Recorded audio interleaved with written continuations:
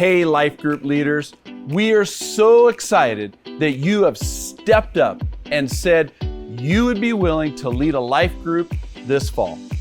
I'm Pastor Scott, and I, along with our other campus pastors, have created these Leadership Lifter videos to help you with each session of our 8-week Doing Life Together series. Now, if you're panicking, it's okay, because this Leadership Lifter and the video titled Watch This First, you're gonna have the tips and the insights to do a great job. Just a few thoughts for you to keep in mind as you begin week 1.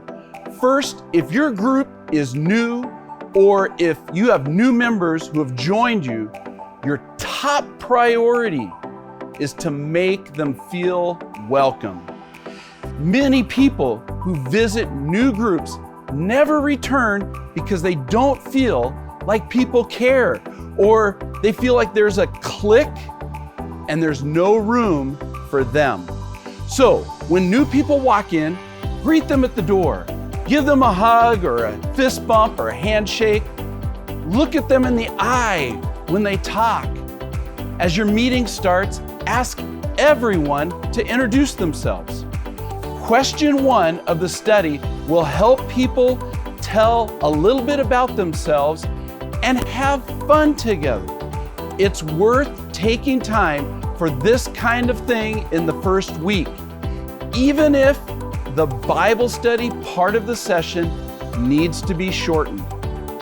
Some of you may have seekers in your group. They don't even know if they want to believe in Jesus, let alone be in your group.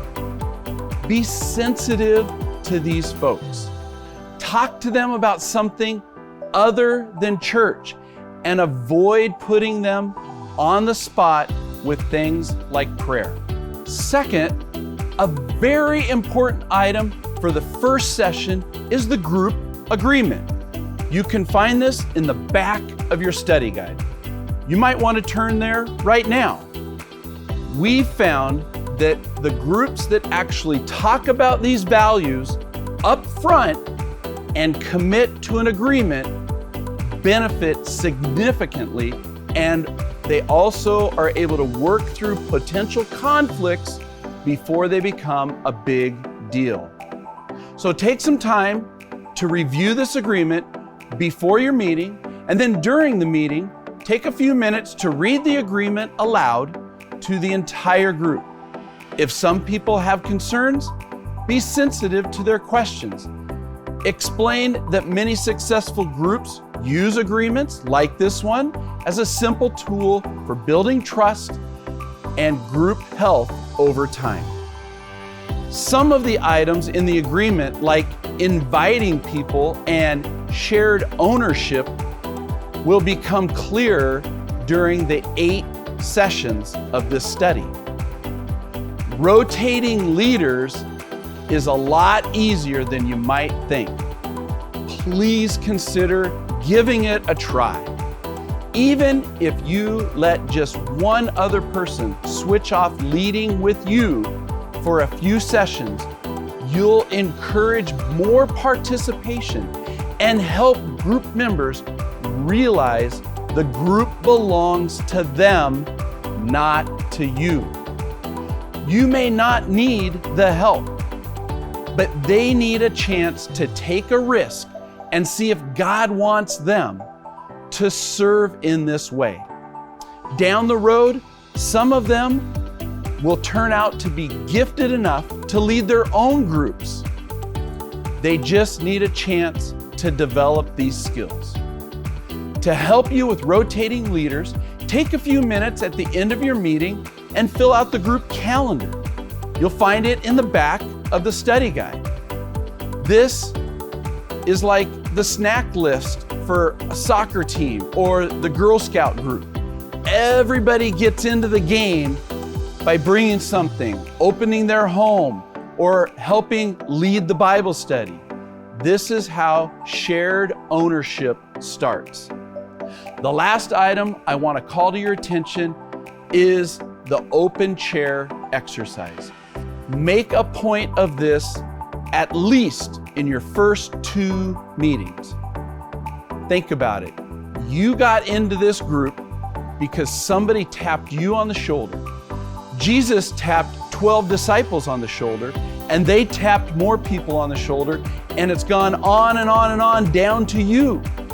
Now it's your turn to identify others and invite them to grow in their faith. Next Sunday is Serve Day. It would be a great idea for you to talk as a life group about which school your group is going to serve at after church.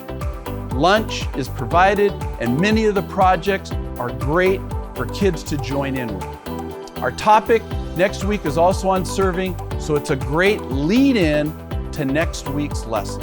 Think ahead of time about 1 or 2 people you could invite to your group. This might be friends, family, neighbors, or coworkers, or perhaps you'd like to put a name on the group prayer list so that the group can pray for that person to be open to joining the group. You need to be the model for your group in this. People will do what they see you doing, and the open chair is a great place to start.